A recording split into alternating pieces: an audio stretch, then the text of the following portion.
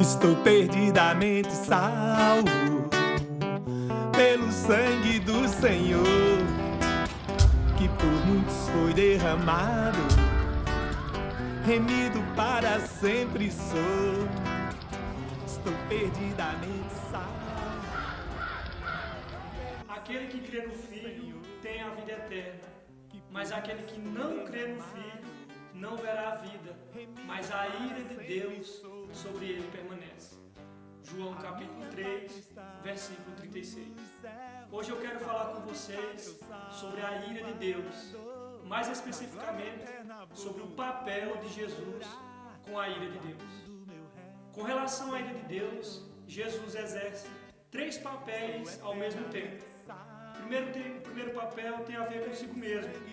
O outro tem a ver com os remidos, que são os filhos de Deus. E o outro ainda com os ímpios.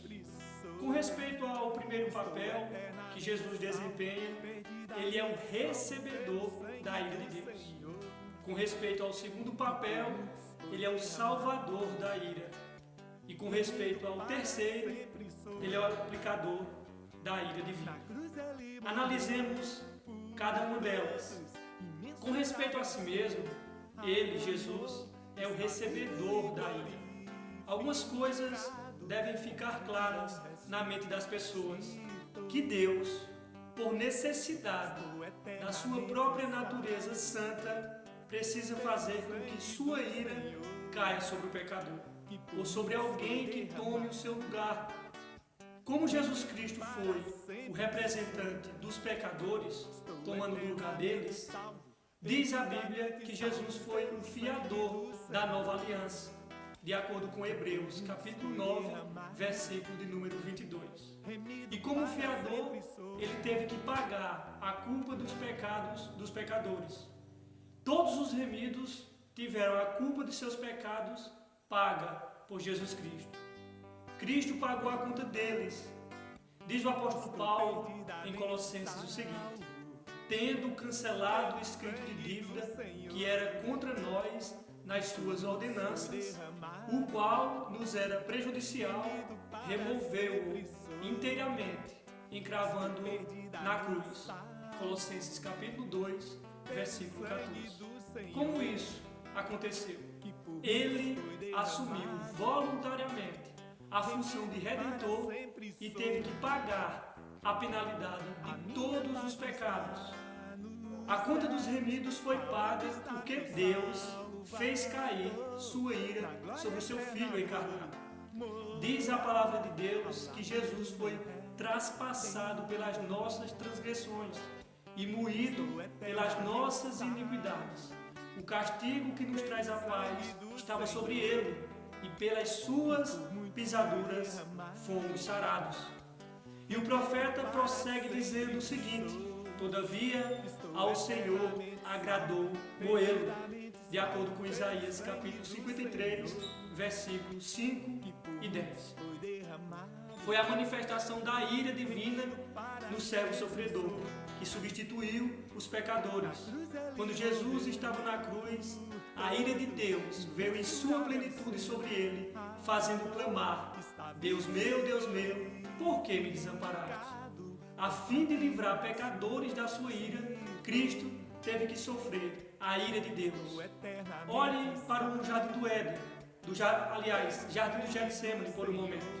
Na noite em que Jesus foi preso, ele foi para o jardim do Getsemane um dia antes de ser crucificado.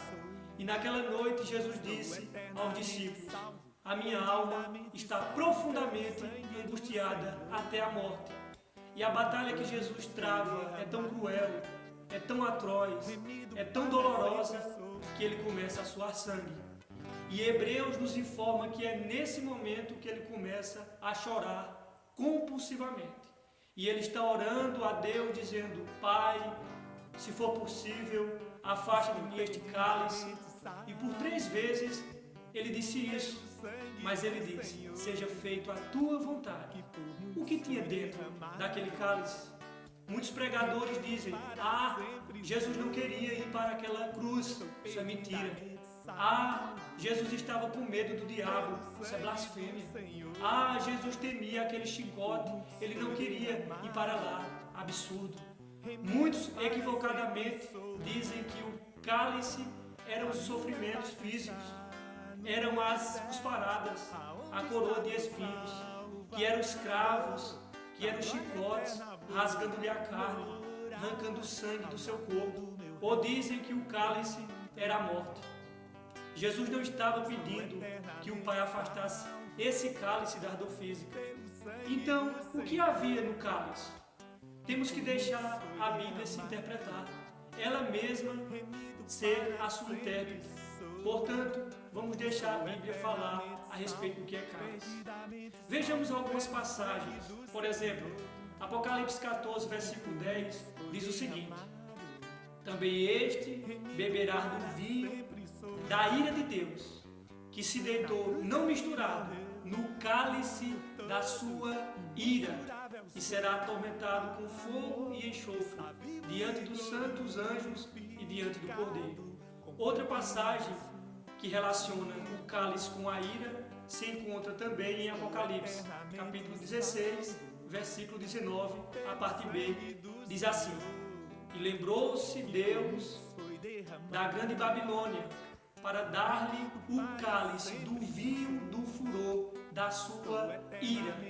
E o profeta Isaías diz o seguinte: desperta, desperta, levanta-te, ó Jerusalém, que da mão do Senhor bebeste o cálice da sua ira, o cálice do atordoamento, e o esgotaste. Isaías capítulo 51, versículo 17. E por último, o profeta Jeremias, no capítulo 25, versículo 15 e 16, arremata dizendo assim: porque assim me disse o Senhor, o Deus de Israel, toma da minha mão este cálice do vinho do meu furor, e darás a beber dele a todas as nações, as quais eu te enviar, para que bebam e tremam e enlouqueçam por causa da espada que eu enviarei para o meio delas. Então, o que havia naquele cálice que Jesus fez menção no Getsêmani era a ira santa de Deus contra o nosso pecado. Sim, o ódio feroz de Deus contra tudo aquilo que é mal estava no cálice. Aquele cálice borbulhava por causa da ira de Deus contra o pecado. Deus é santo e não pode contemplar o mal. Deus é puro e não se deleita no mal. E naquela cruz, Cristo, por causa dos nossos pecados, se fez pecado. E a justiça de Deus puniu o Senhor Jesus, derramando sobre ele a ira. Naquela cruz, ele bebeu até a última gota desse cálice. E naquela cruz, Deus despeja, fulmina o seu próprio Filho por causa da sua justiça. Mas Jesus não é apenas o recebedor da ira, mas em segundo lugar, com respeito aos remidos, Jesus é o salvador da ira. Deus é justo para com todas as pessoas, sem exceção. Ninguém escapa da sua ira. Uns a recebem pessoalmente e outros a recebem representativamente, isto é, na pessoa de um substituto, que é Cristo. Todos são merecedores da ira, porque são pecadores. Mas aqueles que estão em Cristo são livres pessoalmente da ira divina. Isso é o que está escrito em Romanos capítulo 5, versículo 9, quando a palavra de Deus diz assim: logo, muito mais agora, tendo sido justificados pelo seu sangue, seremos por ele salvos da ira.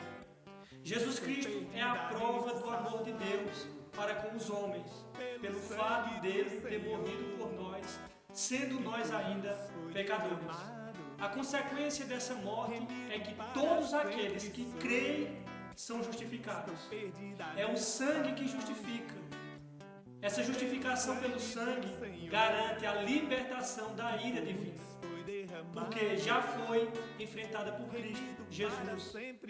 A segunda passagem que nos mostra Jesus como Salvador da ira é 1 aos Tessalonicenses, capítulo 1, versículo 10, diz o seguinte: e esperar dos céus o seu Filho, a quem ressuscitou dentre os mortos, a saber, Jesus, que nos livra da ira futura ou ira vindoura.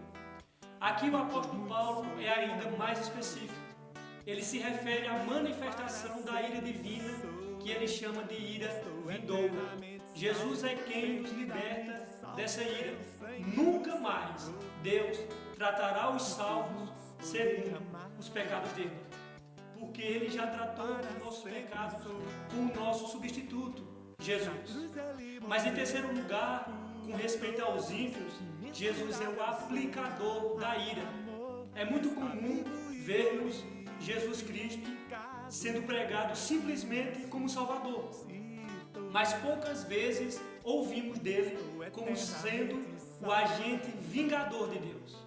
A Bíblia diz que Jesus não é somente o Salvador da ira divina, mas também o agente executor dela. Assim como a obra da redenção é efetuada por Cristo, assim também o juízo dos homens também o é. É verdade que Deus é o juiz supremo do universo, mas ele usa o Verbo encarnado para ser o executor da sua ira, porque ele foi o recebedor da ira divina quando morreu em lugar dos pecadores. Assim também ele conquistou o direito de salvar aqueles que nele creem. Ele também adquiriu o direito de ser o agente executor do juízo divino. Como está escrito, por exemplo, a palavra de Deus diz o seguinte: porquanto Deus estabeleceu um dia em que há de julgar o mundo com justiça, por meio do varão que destinou, e acreditou diante de todos, ressuscitando dentre os mortos. Atos capítulo 17, versículo 31. O varão referido nesse versículo, inequivocadamente, é Jesus Cristo.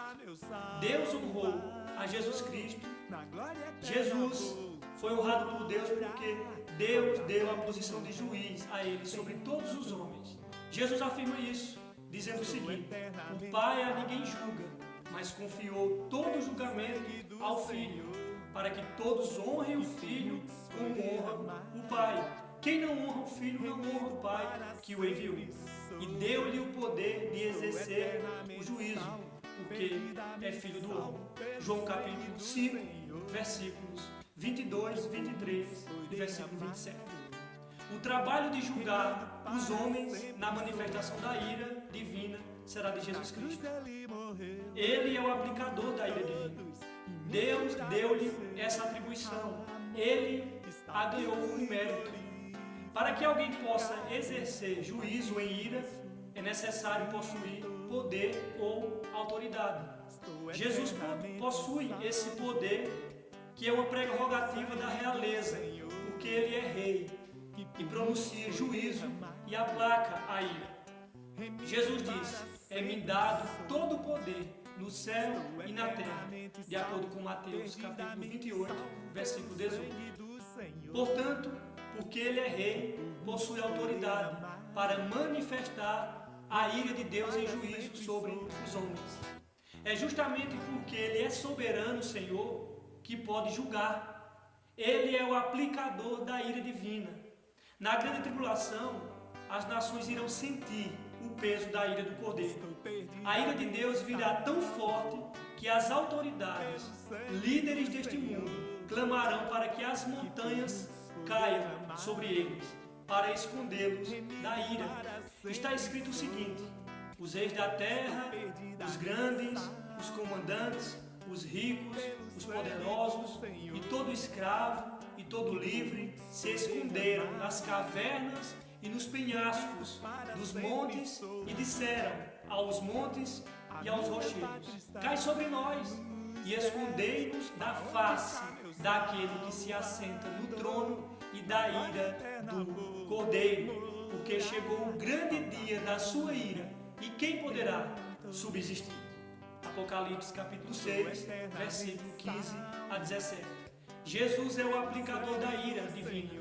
pois os versículos deste capítulo que acabamos de ler indicam essa verdade claramente. É curioso que Jesus Cristo, para uns, é extremo consolo e para outros será extremo terror. Ele, Jesus, abraçará os salvos com amor, mas demonstrará a sua ira para com os ímpios, que sempre o odiaram. Do mesmo céu vem salvação e condenação. O que Jesus é para você? Salvador da ira? Ou será que ele aplicará a ira de Deus sobre você? Amigo, o que você fará de Jesus, o chamado Cristo? Pelo sangue do Senhor, que por muitos foi derramado, remido para sempre.